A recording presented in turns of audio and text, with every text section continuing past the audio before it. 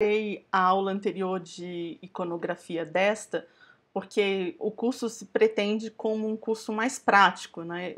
Nós vamos produzir um material do início ao fim, da concepção até o fechamento dos arquivos.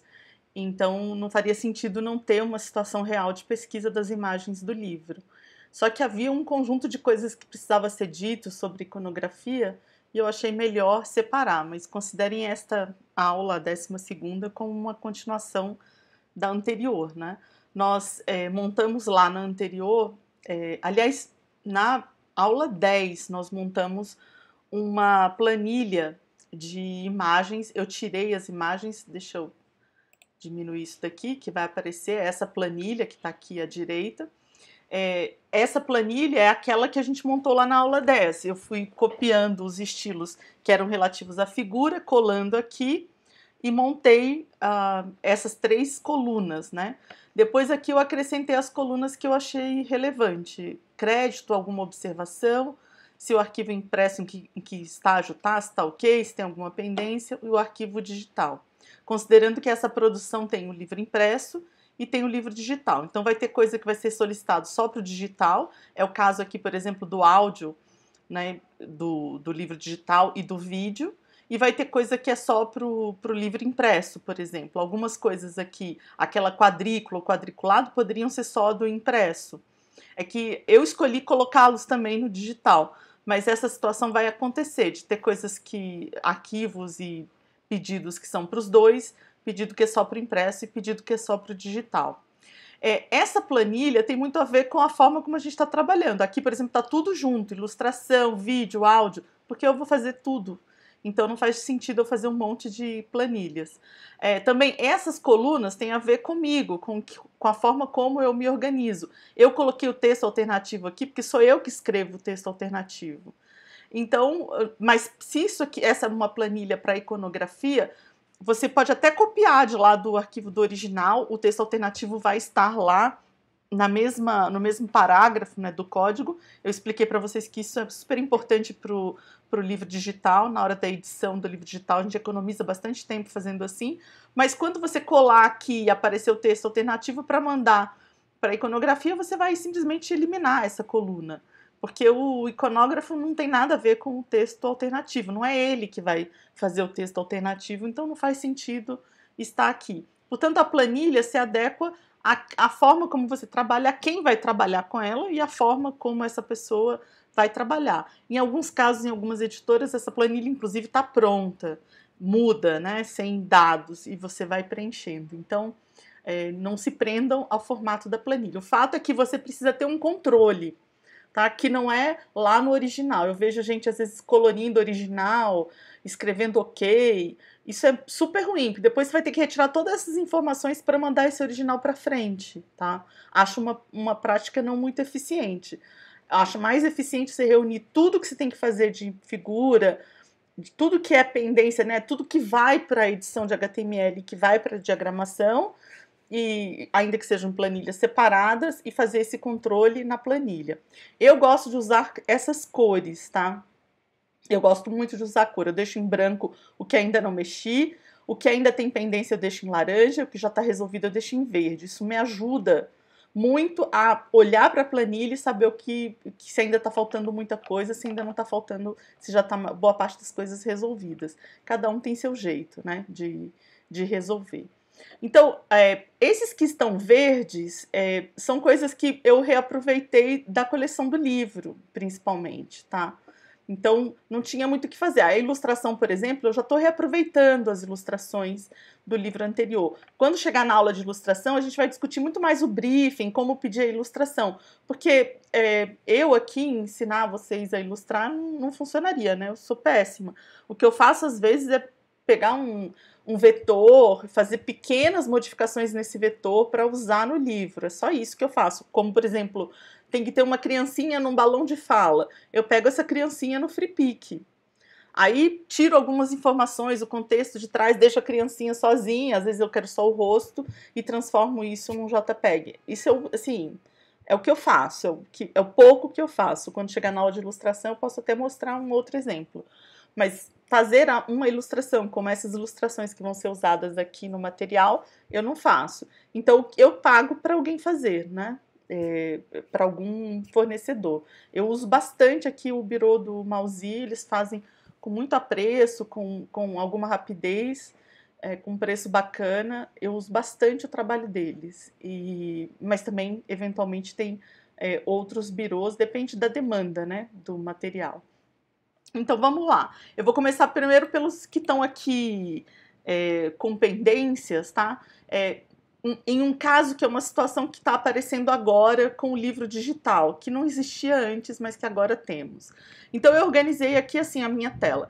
Aqui do lado direito está a planilha. Aqui em cima, do lado esquerdo, eu coloquei a pasta com as figuras do livro impresso. Então, essas figuras aqui são do livro impresso. E aqui embaixo, eu coloquei a pasta com as figuras do livro digital. Esse conjunto de pastas aqui é uma exigência do PNLD.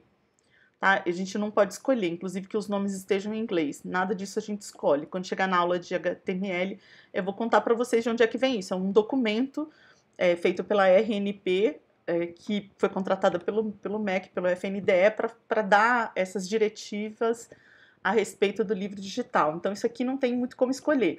Já a pasta do livro impresso, cada editora tem seu formato, né? Eu faço isso, eu abro uma pasta, crio figuras e aqui vai estar a diagramação, tá? Eu não separo essas pastas. E até porque depois, quando eu gerar o backup do InDesign, essa pasta vai junto como link, então eu não gasto muito tempo com ela. Só precisam saber isso. Aqui em cima estão as imagens do livro impresso, aqui embaixo as imagens do livro digital e aqui está a planilha. Então, vou começar aqui pelo ícone TCT, que é o ícone de tema contemporâneo transversal.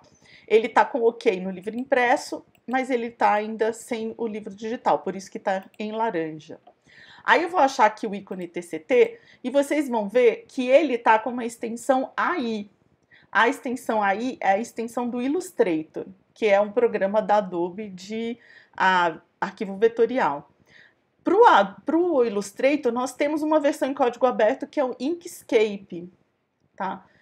Deixa eu ver se eu consigo abrir aqui na tela para mostrar para vocês a carinha dele. Ele é um programa bom, eu uso para algumas coisas, porque lá no FabLab da prefeitura eles usam o Inkscape, né? É um programa de código aberto, tem para Macintosh, tem para Windows, e ele faz assim muito próximo do Illustrator, sabe? Diferente do GIMP, que eu achei que algumas coisas eram bem diferentes do Photoshop e eu não consegui fazer.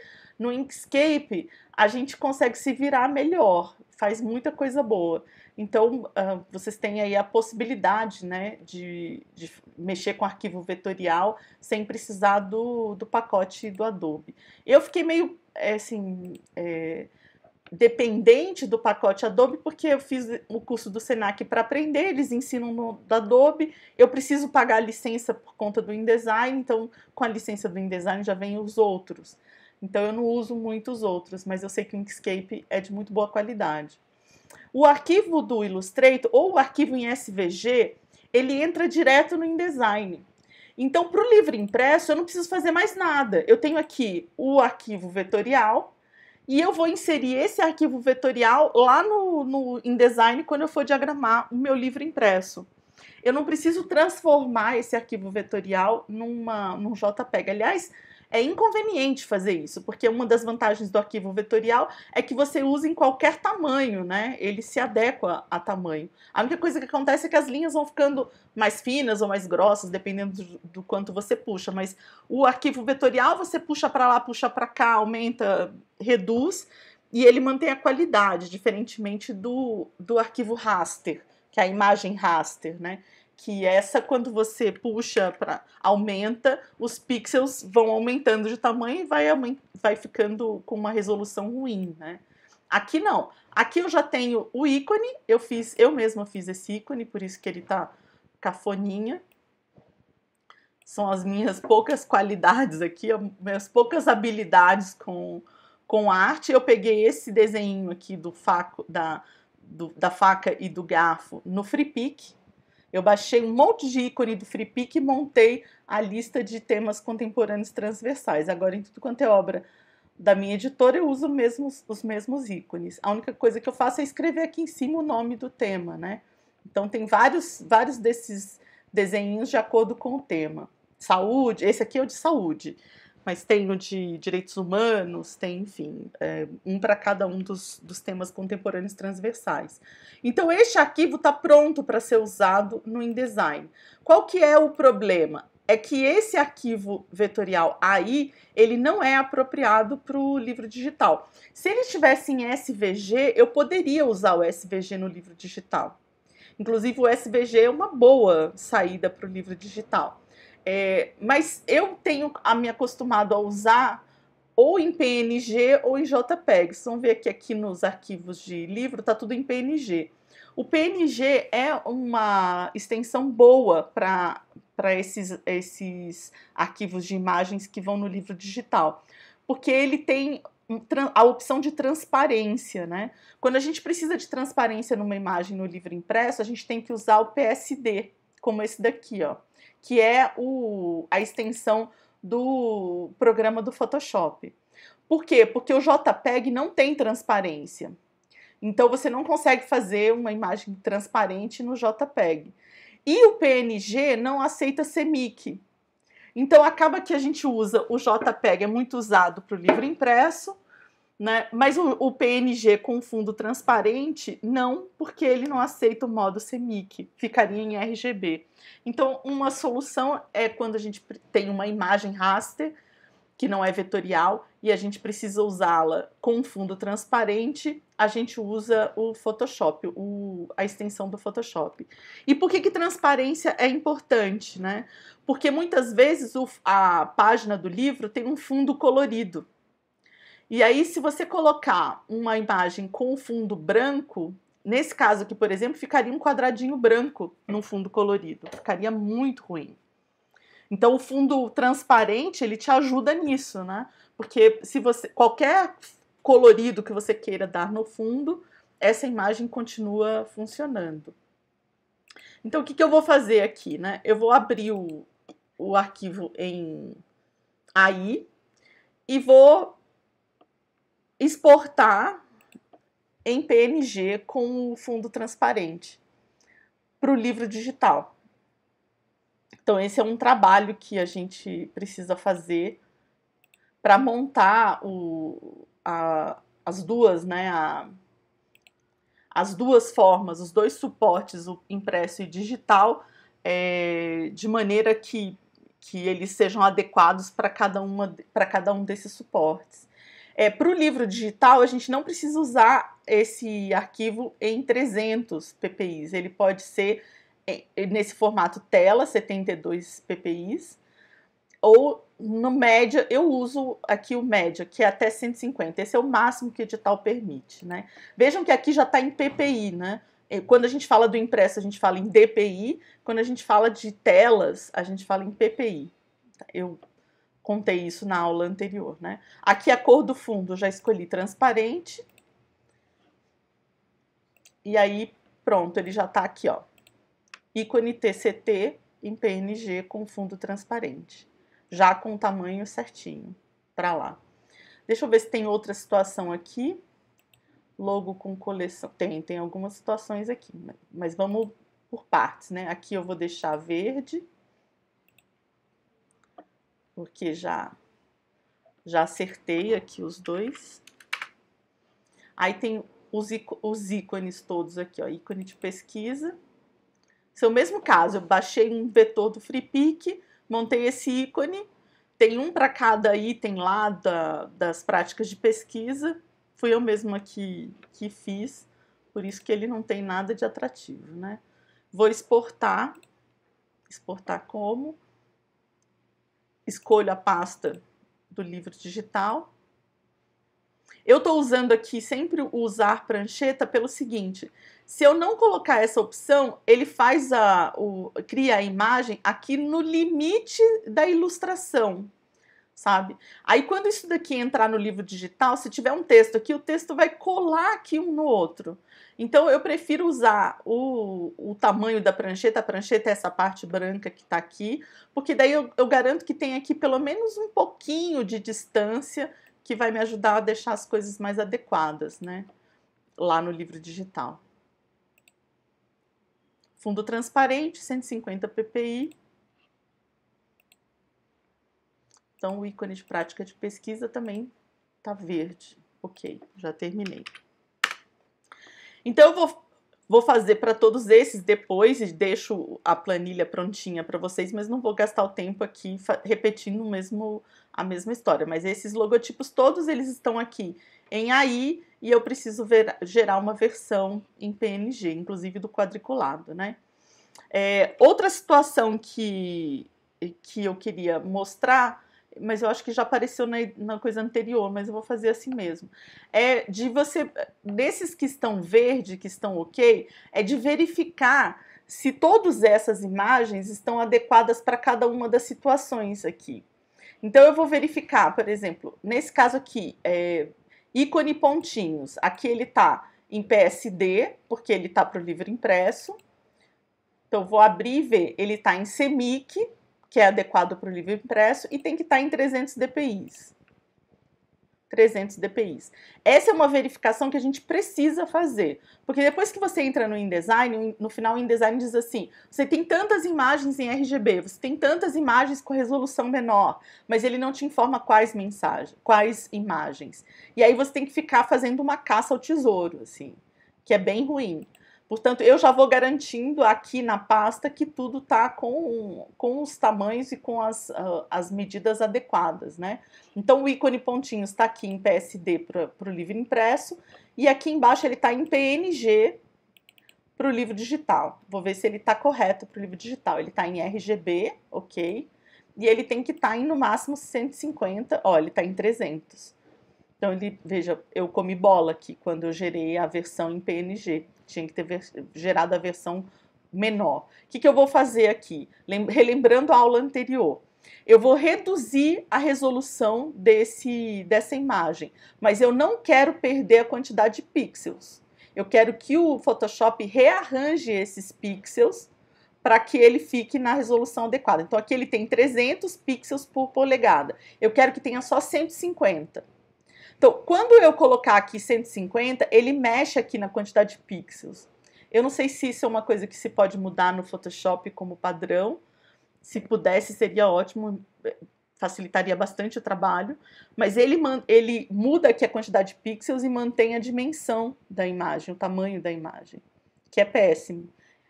O melhor seria manter aqui a quantidade de pixels e mudar a dimensão. Então, eu decoro aqui o nome, a quantidade que está aqui, né? E garanto que está proporcional, porque senão vai mudar a largura e não vai mudar a altura. Venho aqui e coloco 150. Veja que ele reduziu pela metade a quantidade de pixels aqui nos dois, né? Eu vou manter, então é 810 aqui. Aí o que aconteceu com a imagem? Ela aumentou. Por quê? Porque antes eu pegava 300 pixels e tacava bem juntinho numa polegada. Tinha uma dimensão. Agora eu uso menos pixels, né? São só 150, é a metade do que eu usava antes. Então eu tenho mais polegadas nessa imagem. E aí essa imagem fica maior do que ela era antes, tá? Agora eu dou OK e já posso salvar. Então, essa é uma coisa que eu também, de novo, não vou gastar aqui. Eu vou fazer isso assim que desligar o vídeo, mas não vou gastar o tempo de vocês refazendo uma mesma coisa. Mas eu teria que verificar em todos esses aqui, essas imagens, se elas estão em RGB e se estão entre 72 e 150 ppi. Nessas imagens aqui, eu tenho que verificar se todas estão em modo CMYK e se estão com 300 dpi. Porque essas daqui vão ser impressas, é do livro impresso, então vai ser com tinta, precisa de 300 dpi, e essas daqui são do livro digital, vão ser lidos em tela. Então eu tenho que ter, o mínimo é 72, o que é apropriado lá no edital é de 96, é o que ele sugere, e pode ser um máximo de 150 ppi, que é o que eu costumo utilizar nos meus livros. Por que eu estou fazendo, né, essas imagens para cá e para cá? O InDesign, ele faz essa conversão. Mas quando a gente for diagramar, eu vou mostrar para vocês que ele tem algumas desvantagens. Então, eu acho mais vantajoso já fazer o tratamento da imagem para as duas versões. E mesmo que eu vá usar o InDesign, e a gente vai usar o InDesign nesse caso, que tem um livro impresso, a gente vai transformar esse impresso num digital, eu não vou usar as imagens que o InDesign gerar. Eu vou usar as imagens que estão aqui, na hora de fazer o link, tá?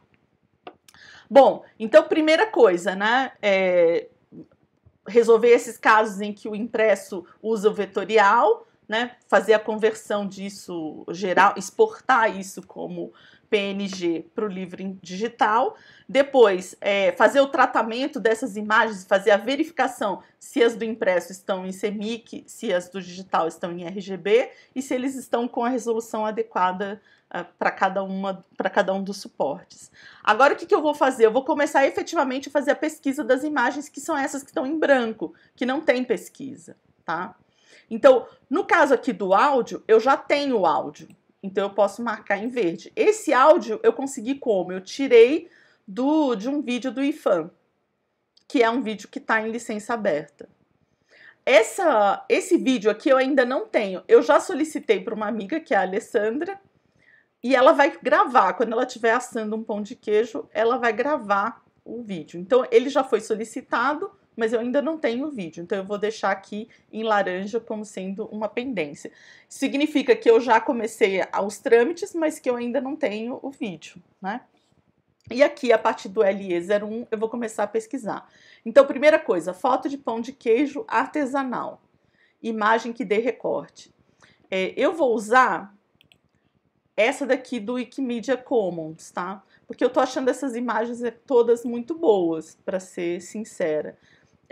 Essa daqui é uma imagem que dá recorte, porque mesmo que eu não consiga retirar esse paninho aqui, eu consigo fazer uma volta aqui no potinho e colocar no livro. Essa daqui é uma boa imagem, é uma imagem que dá recorte. Imagem que dá recorte não necessariamente ela precisa estar num fundo já transparente. Isso às vezes a gente consegue em bancos de imagem, mas aí a gente tem que pagar por essas imagens, né? Em bancos assim de imagens que estão em licença aberta, é difícil você conseguir uma imagem que esteja assim. Você vai ter que recortar. Por exemplo, essa daqui é uma imagem que dá para recortar. Eu teria dificuldades em recortar essa imagem, porque eu não tenho muita perícia com Photoshop, mas seria possível. Essa daqui já é mais complicada, porque você veja que a bandeja não continua, né? Ela tá cortada, diferente dessa daqui que o potinho tá quase inteiro aqui, que fica mais fácil de você colocar. Então, quando a gente precisa de uma imagem que não vai entrar quadradinha, assim, que vai entrar recortada, na descrição da imagem a gente já tem que avisar para quem está pesquisando, porque é muito diferente você consultar uma imagem, pesquisar uma imagem de pão de queijo, que a imagem tem que dar recorte, e de uma imagem que vai entrar quadradinha, né? Uma imagem que vai entrar quadradinha, talvez essa seja a mais apropriada. Embora isso daqui não seja pão de queijo artesanal. Dá para ver pela casquinha dele. Esse daqui tá mais com cara. E esse aqui tá muito com cara de pão de queijo artesanal. Então, eu vou usar esse daqui.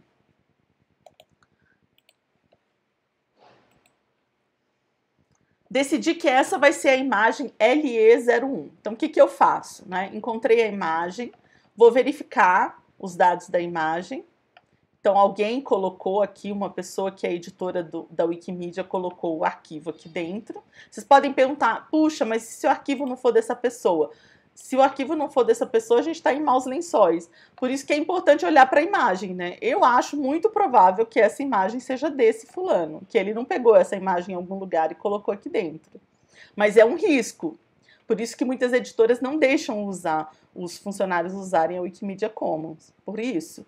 Porque de alguma forma você tem que garantir que é essa foto. Imagina que eu tiro uma foto, boto na internet, alguém pega essa foto e coloca aqui na Wikimedia Commons, outra pessoa. Essa pessoa não tem o direito de usar essa imagem, né? Então tem um risco inerente a isso. Agora, numa foto de pão de queijo como essa, acho difícil, entende? Acho muito mais provável que esse usuário aqui, de fato, tenha tirado essa foto, até porque a foto tá escura, né? Tem uma invasão aqui de verde, tá difícil de resolver. Então, vou baixar a foto. Quero usar a foto, decidi usar a foto. A empresa onde eu trabalho aceitou o risco, vamos usar a imagem. Então eu vou salvar essa imagem no meu computador. Eu sempre uso a original file aqui, porque aqui tem várias opções, né? Mas se a imagem original tem mais qualidade, não tem por que eu baixar outra, né?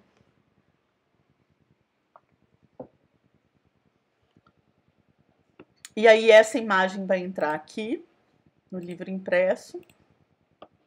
E o nome dela o código dela é LE01. Outra coisa que eu vou fazer, que isso é super importante, eu vou salvar essa página aqui em PDF e vou guardar isso. Porque isso daqui é o que garante que nessa data que eu tirei essa imagem daqui, ela estava aqui e estava em Creative Commons, que ela estava em licença aberta para ser usada. Então, num caso de disputa judicial, não é que você vai garantir tudo, mas você pelo menos pode apresentar um contexto consistente, né? De que você, de fato, acreditou que essa imagem era desse fulano nesse repositório público. Eu guardo, então, esse arquivo em PDF, usando o mesmo código da figura, para depois ficar mais fácil de anos depois resgatar esse material, né? Na mesma pasta das figuras, eu coloco o código da figura e na frente escrevo dados, porque daí eu já sei que esses são os dados da figura LE01. Mas quem quiser pode criar uma pasta só para isso, né? Só para guardar as informações que são de coisa. Se eu, por exemplo, comprar na Pulsar, a Pulsar manda um PDF com essa autorização, com essa licença. Eu guardo na pasta com o código da figura. Então, sempre reunir em algum lugar todos os dados dessas figuras que foram escolhidas, né? Aí o que mais que eu tenho que fazer? Eu tenho que pegar o crédito, tá? Aqui tá muito esquisito, né? 18610, Arthur Dente. Eu vou simplesmente colocar Wikimedia Commons. Só que aí é cada um com as suas decisões editoriais, tá? Eu vou colocar aqui Wikimedia Commons apenas. Não vou colocar esse nome de usuário esquisito. Vou marcar aqui já como resolvido em parte, né? Ainda falta o quê? Falta o tratamento da imagem, tá? O texto alternativo a gente vai fazer na próxima aula com a audiodescrição. Então aqui eu baixei o 01. Vou abrir a figura. Muito provavelmente ela vai estar em JPEG, em RGB e com uma resolução mais baixa. Então, uma coisa que eu preciso fazer antes de mexer nessa imagem é duplicá-la, exatamente como eu fiz na aula anterior com aquela outra que está aqui, a LE18. Pelo seguinte, RGB e 72 DPIs, PPIs é exatamente a configuração para o livro digital. Então, em vez de eu transformar isso daqui num CMYK e aumentar a resolução para depois tornar de volta RGB e de novo mudar a resolução para poder colocar aqui na pasta de digital, basta eu criar uma duplicação, né? E trabalhar com essas variações. Então aqui está em RGB e aqui eu vou colocar em CMYK. Então modo cor CMYK. Me incomoda muito esse excesso de verde, eu vou fazer uma coisa aqui, eu vou usar a imagem, o ajuste, vou ver se o ajuste automático do Photoshop já ajuda. Vamos ver se resolve. Ah, já ajudou, tá vendo? Já retirou bastante do verde. Que bom. E aí eu vou ver imagem, tamanho da imagem, vou ver o tamanho dela. Olha como tá enorme. Então tá em 180, que não é adequado para o impresso, mas tá enorme. Então eu posso colocar aqui 300. Aí eu vou reduzir aqui para 4.000, que são os pixels originais da imagem, né, para que não haja aumento de número de pixels. E aí, obviamente, há uma redução do tamanho da imagem. Salvei. E pronto. Aqui já vou aproveitar para ver essa do RGB e já resolver, porque ela está com um tamanho de imagem maior do que é permitido, né? Então, o máximo para o digital é 150. E eu vou deixar aqui a redução de pixels porque foi muito pequena, né? O original é 4.000 e o tamanho está enorme, então eu vou deixar. Só que eu também vou mudar aqui no ajuste de curvas, ver se no automático ele resolve. Pronto, resolveu.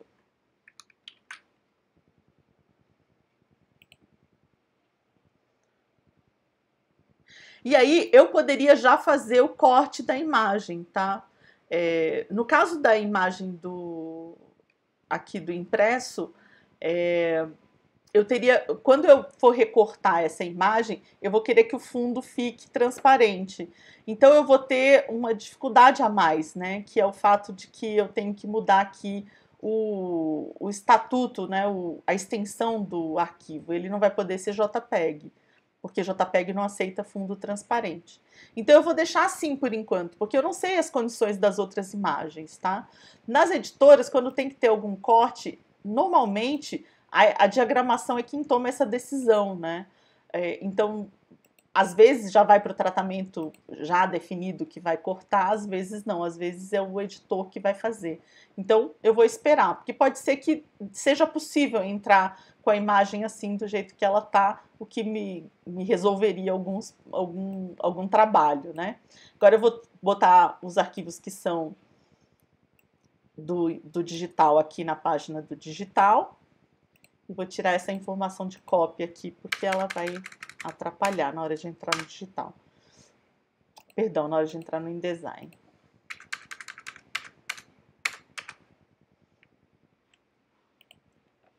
Então, agora no LE01 tá tudo verde. Porque eu tenho o arquivo impresso e o arquivo digital.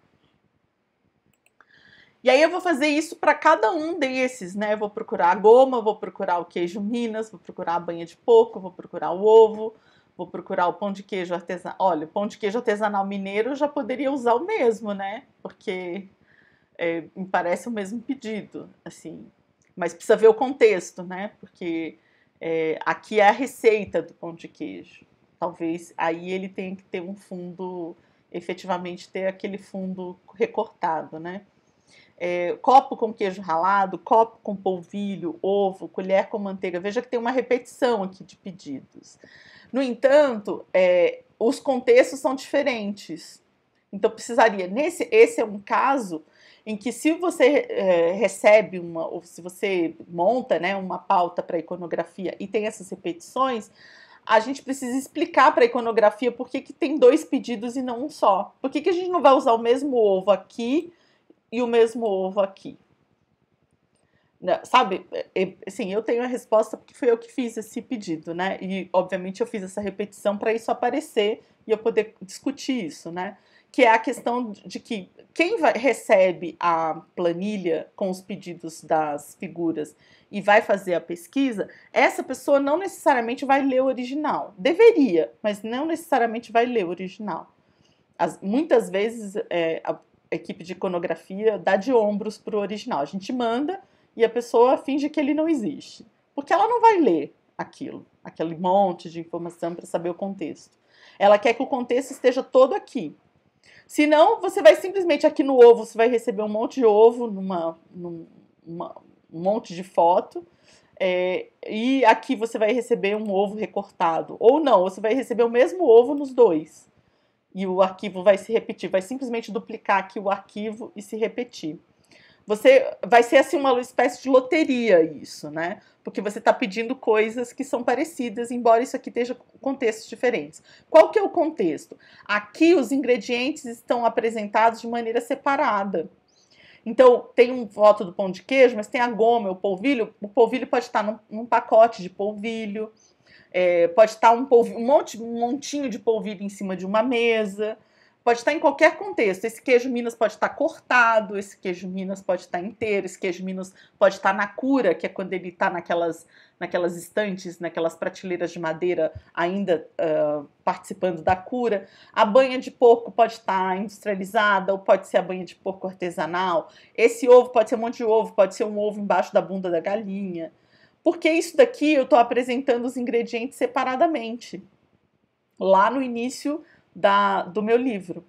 Esse caso aqui é o caso da receita. Eu vou pegar essas imagens e vou montar um GIF. Então o polvilho já não é mais um polvilho que pode estar em qualquer situação, mas é um copo com o polvilho. Porque vai estar escrito na frente, um copo duplo de polvilho.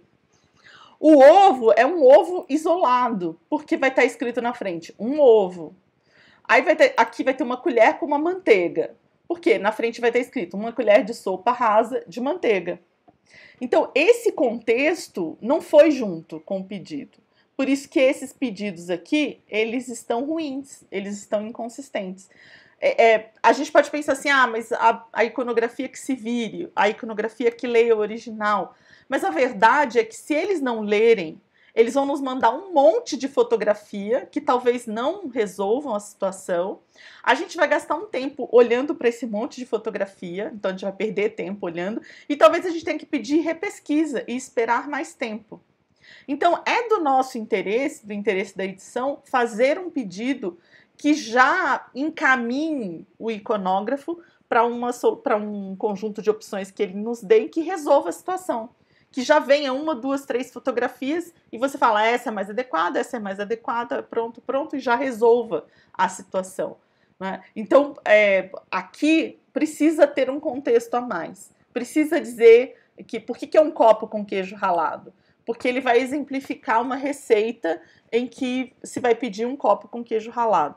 Talvez seja difícil achar essas fotografias aqui, mais do que essas daqui, a goma, o polvilho, o queijo Minos, a banha de porco, o ovo, nós vamos procurar aqui, mas talvez seja mais difícil achar essas daqui. Então pode ser que essas daqui precisem de uma outra solução. Tem duas, uma é fazer a ilustração, né? Isso inclusive pode ser mais barato, porque são ilustrações pequenas, a editora sempre tem um monte de fornecedor que faz essas ilustrações pequenas. Aí você manda a receita inteira e fala, ao lado de cada receita vai entrar isso, e o ilustrador faz essa ilustração. Inclusive, a editora provavelmente vai pagar por todos os elementos como uma ilustração só. A outra opção é você fazer uma produção de foto. E aí, se você transformar isso em ilustração, isso sai da pauta de iconografia e vai para a pauta de edição de arte. Se você transformar isso numa produção, aí fica na iconografia. Numa produção, a equipe de iconografia vai contratar um geógrafo, olha só, um fotógrafo, e um fotógrafo que faça a produção em casa, que é bem fácil, inclusive, de achar. Você manda essa pauta para ele. Então, a gente vai fazer um pão de queijo. Então, aqui estão os ingredientes do pão de queijo e aqui estão os modos de preparo. Tem a tigela com os ingredientes e tem o forno com o pão de queijo. Inclusive, tem junto o vídeo, né? Porque tem um vídeo aqui, deixa eu achar ele aqui, LD02, que é um pão de queijo sendo assado em forno. Se você for fazer uma produção de fotos, dessas fotos aqui, da produção de um pão de queijo, você já pede para o mesmo fotógrafo filmar o pão de queijo sendo assado no forno. Você pode, inclusive, pedir para ele filmar o modo de preparo e incluir esse modo de preparo como vídeo no seu livro digital. Por que eu estou dizendo isso? Porque a solução para o impresso já pode ajudar o digital, inclusive no preço. Porque a produção que você vai fazer, se você pedir um vídeo de fazer o pão de queijo para a equipe do digital, eles vão contratar alguém. Se você pedir essas fotos para a iconografia, pode ser que a iconografia gaste horas procurando cada uma. E essas horas de trabalho do iconógrafo sejam mais caras do que ele contratar um fotógrafo que faça essa produção. Esse mesmo fotógrafo que vai fazer a produção, ele já vai fazer o pão de queijo, ele já vai comprar o queijo ralado, já vai comprar o polvilho, o ovo, vai estar com tudo lá. Então, por que ele não filmar? É a mesma câmera, né? Aquela câmera que tira foto profissional é a mesma que faz a filmagem também do vídeo. Então, você contrata a mesma pessoa e já resolve todos os problemas. Então, você resolve todas as fotos dessa página com essa receita, e você resolve a questão do livro digital ter algum tipo de interação, né, de conteúdo interativo, que é como o PNLD chama vídeo, GIFs animados e tudo mais. Inclusive, esse GIF pode ser mais interessante, porque o fotógrafo pode colocar a câmera num lugar fixo e ir tirando essas fotos e depois na montagem dessas fotos a animação fica muito mais interessante, fica efetivamente com cara de movimento. Então, eu criei essa situação para mostrar que às vezes a gente precisa olhar para essa lista, né, de pedidos e tentar pensar com o olhar do editor, porque a iconografia não necessariamente sabe que você está precisando de um vídeo. Então, não é trabalho da iconografia pensar nisso, nessas soluções. Essas soluções precisam partir da gente no editorial. É a gente que tem a olhar sobre o todo, e aí a gente, olhando sobre o todo, a gente consegue perceber que tem produções que podem acontecer juntas e a gente fazer uma economia de recursos, né? O orçamento vai mais para baixo, vai cair com essa solução. Você vai ter menos gente envolvida nessas pesquisas, que são difíceis, e você vai ter um conteúdo interativo muito interessante para o seu livro digital, que são os vídeos, né? O GIF animado, os vídeos mostrando partes de fazer a receita. Então, eu vou só tentar pesquisar aqui mais um ou dois para ver o que aparece, para vocês verem o nível de dificuldade. Porque o pão de queijo foi tão fácil, né? Que pode ficar parecendo que é tudo muito fácil. E nem sempre é fácil você conseguir uma imagem. Eu vou tentar agora o polvilho. Vou começar aqui pela Wikimedia Commons. Vamos ver o que tem.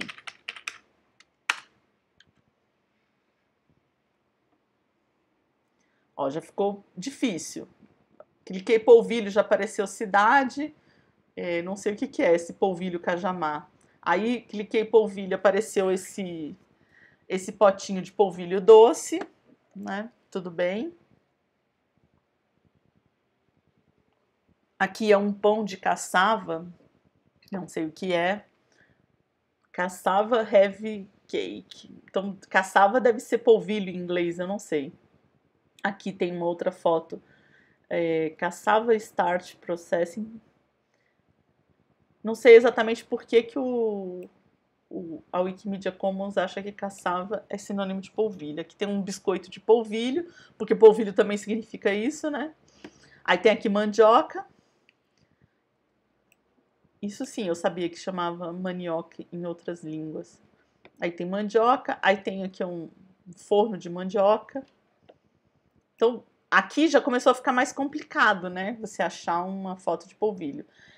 Eu não vou descartar essa de primeira, tá? Eu tô achando feia. Mas feia ou bonita, pode ser que ela que seja a minha solução. Então, eu vou deixá-la aqui como uma possibilidade. Mas eu vou tentar no Google Imagens achar um polvilho doce ou um polvilho azedo mais bonito, que esse tá bem esquisito. Eu não consigo nem garantir que isso é um polvilho. Eu tô acreditando na legenda. Então, eu vou aqui no Google Imagens. Digito polvilho. Aí aparece um monte de coisa. Eu vou usar aqui a ferramenta Direito de Uso, Licença Creative Commons. Olha, apareceu o mesmo da Wikimedia, né? Aí apareceram esses biscoitinhos de polvilho, que inclusive eu adoro, esses bolinhos. Bolachinha de goma, que é delícia, mas não me ajuda. Olha, o pão de queijo, tem uns biscoitos de polvilho. E pronto, acabou. Tem uma pessoa que eu não sei por que ela está aparecendo na pesquisa de polvilho. Umas embalagens que eu não posso usar porque a gente não pode fazer publicidade, né, no PNLD, então eu não posso usar a embalagem de polvilho do Brasil aqui. Não posso usar nenhuma dessas embalagens com nomes de marcas, né? Então, no fim, vai ser esse polvilho mesmo, vai ser esse da Wikimedia mesmo, não tem muito o que chorar, não. É o polvilho que temos. Ele vai ser o LE02.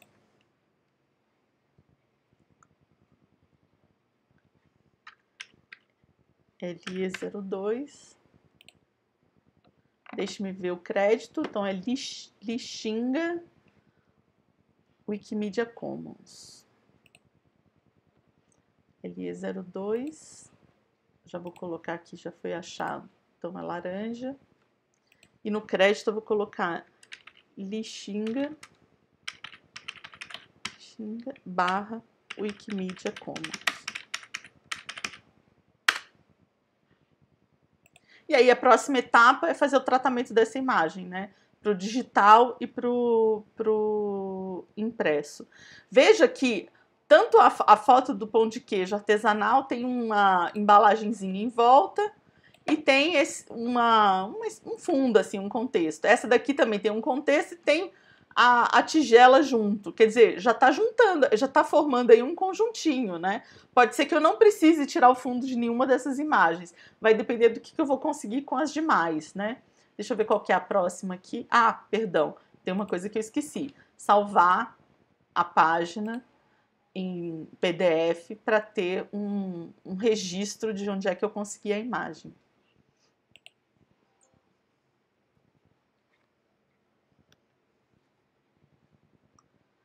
Então, LE02 dados.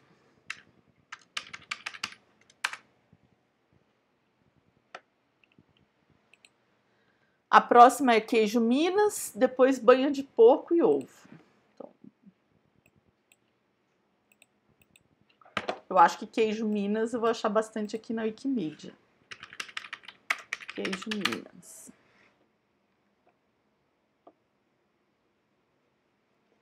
Olha, tem que ser uma imagem que dê recorte. Se essa daqui tivesse mais virada, eu juro que eu já ia escolher essa.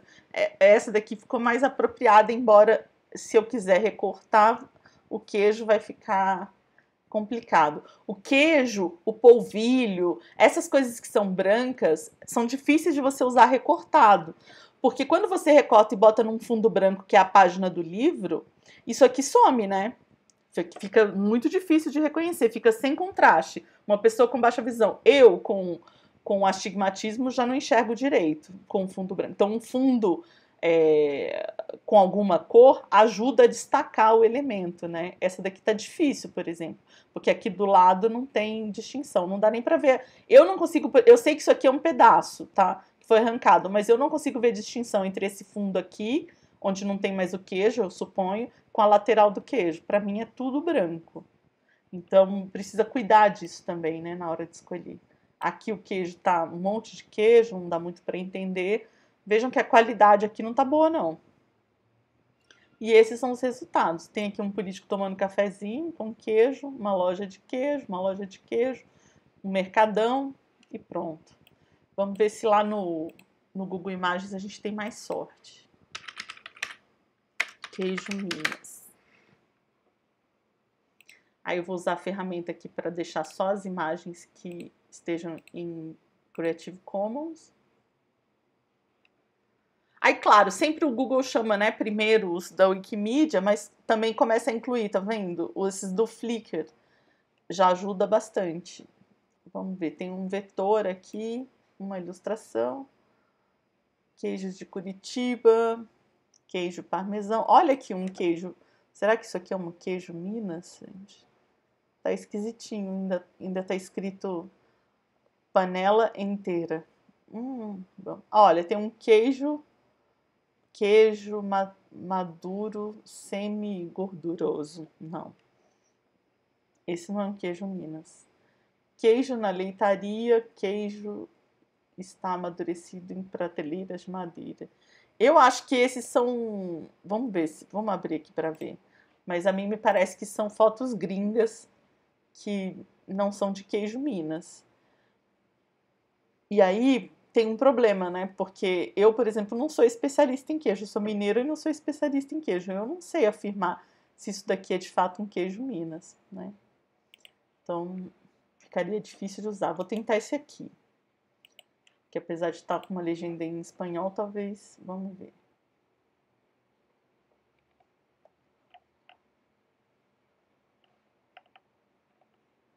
Não dá para saber. Não tem informações aqui para saber se isso é um queijo Minas ou não. Quiosque de queijo Minas, queijos de Curitiba. Acho que no fim eu vou ficar com esse aqui, ó. O queijo Minas no Mercadão de BH. Por pura falta de outra opção. Porque aqui eu sei que é queijo Minas, porque tem uma placa escrita, né? Queijo Minas da região do Cerro, queijo do Serra da Canastra. Então, aqui eu tô com certeza, né? Tá em domínio público, Tá vendo? Tá com a marca de domínio público. Se eu tiver dúvida, eu clico aqui para abrir, né, a tela do Creative Commons que explica o código. Então, peraí, deixa eu trocar aqui a instrução. Sem direito de autor, então o autor da foto abriu mão do direito dele, tá? Então esse material tá livre para circular, completamente livre. É a situação mais, assim, menos restritiva possível, porque o Creative Commons tem várias restrições que você pode impor, é a escolha do autor, né? Esse daqui ele abriu mão, né? Então pode reproduzir, transformar, distribuir, mesmo para fins comerciais, sem pedir autorização. Pronto, a imagem está livre. Então eu vou usar esse daqui para o LE03. E tá grandona a imagem, ó, 4.238 pixels. LE03. E aí aqui vem aquela situação que eu falei para vocês, em que a gente tem que fazer um print, porque o Flickr não aceita, não transforma, pelo menos não no meu navegador, não com o que eu conheço, né? Pode ser que tenha um jeito de gerar um PDF dessa página. Eu faço um print da tela, tá? E aí depois eu pego esse print lá na mesa e coloco na pasta, com o código da imagem escrito ao lado dados. Aí eu tenho que colocar esse crédito aqui, ó, Mtour Destinos, e eu costumo colocar o nome da plataforma de onde eu tirei também. Então eu vou colocar Mtour Destinos Flickr. Aqui o LE03. Já vou marcar. Mtour Destinos /Flickr.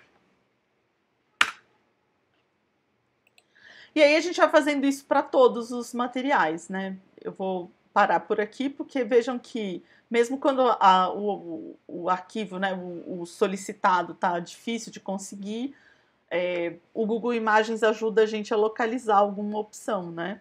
Às vezes você tem que fazer alguma alteração aqui no original de texto, às vezes você tem que partir para o banco privado, né? Para pulsar, para o Datafolha, não, esqueci o nome do banco da Folha de São Paulo, que é um banco grande também, esqueci agora.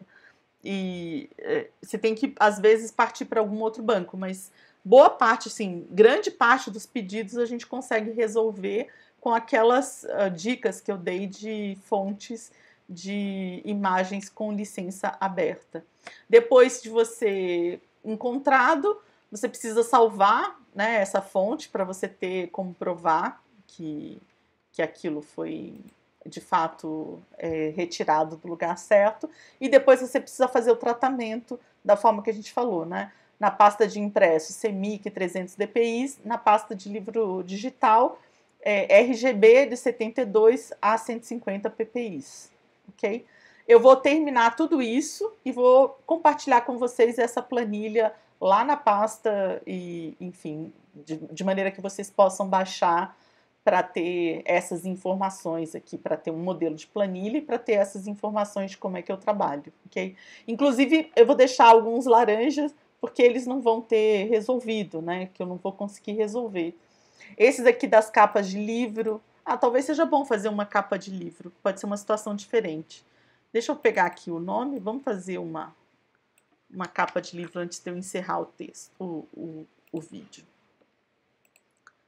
Eu vou pegar aqui no... A capa de livro é uma informação que as editoras fornecem para as plataformas de venda de livro. Então, você não precisa pedir autorização para a editora. Até porque se está fazendo publicidade do livro dela, ela jamais vai te interpelar. Mas, mesmo assim, a capa do livro é um elemento que as editoras distribuem, né? É diferente você reproduzir uma parte interna do livro. Mas a primeira capa, a quarta capa, não costuma ser um problema. O que é um problema? Você encontrar um arquivo que esteja grande. E aí aqui, deixa eu ver se eu... aqui, ó.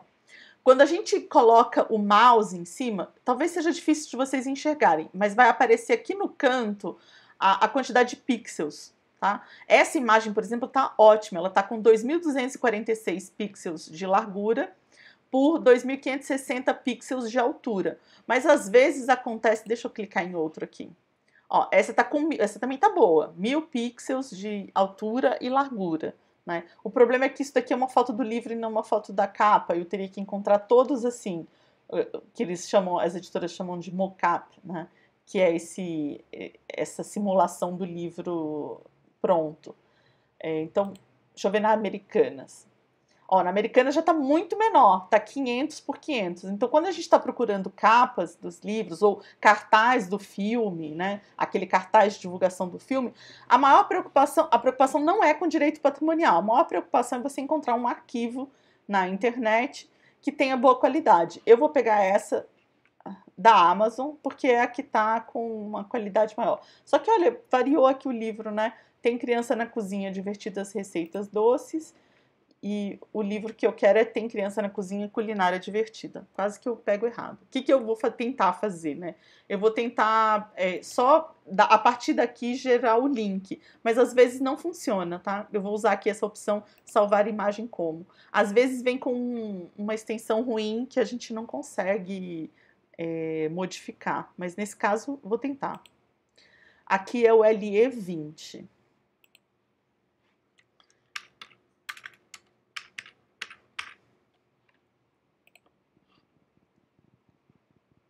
E aí eu não preciso guardar de onde é que eu tirei, porque isso daqui é uma peça promocional da editora. Então, inclusive ela libera no kit que manda para a imprensa, nos releases, esse arquivo vai junto para a plataforma de venda do livro. Isso é uma peça promocional, eu não preciso colocar nada. O que eu preciso como crédito? Escrever que é uma reprodução e escrever o nome da editora. Nesse caso aqui, por exemplo, essa é uma série do Globo, né? Aquele clube da Globo. Mas quem publicou foi a Ciranda Cultural. Então eu vou colocar reprodução Ciranda Cultural aqui no crédito, né?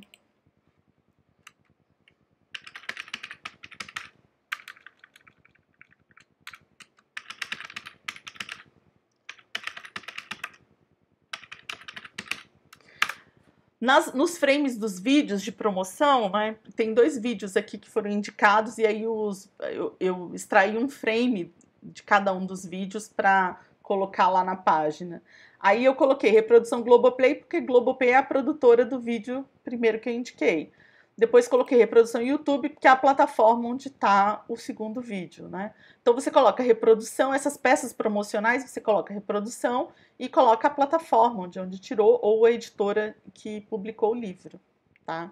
Não tem muito problema. Deixa eu só ver se a extensão do arquivo tá boa aqui. Ah, tá boa, tá em JPEG. Tá em... Agora o que eu faria é o tratamento da imagem, né? Abrir e ver quantos DPIs tem essa imagem. Ó, tá em RGB, vamos ver o tamanho da imagem. Tá com 72, mas olha, tá enorme, né? Tem muito pixel aqui, são 2.246 pixels de largura. Então, certamente vai dar tudo certo. E é isso, vou finalizando por aqui. A tarefa de vocês é montar a planilha de vocês, né? Se já não montaram, e fazer a pesquisa das imagens de vocês. À medida em que aparecerem dúvidas, seria muito bem-vindo se vocês escrevessem aqui no chat do YouTube ou mandarem para a gente pelo e-mail do canal, né, que está lá na descrição do nosso canal. Porque a dúvida de vocês pode abrir caminho para fazer alguma discussão, a gente pode até fazer um vídeo para acrescentar aqui no curso com outras situações que aparecem, já que essa pesquisa não é tão complicada, né, quanto outras pesquisas que vocês podem estar fazendo.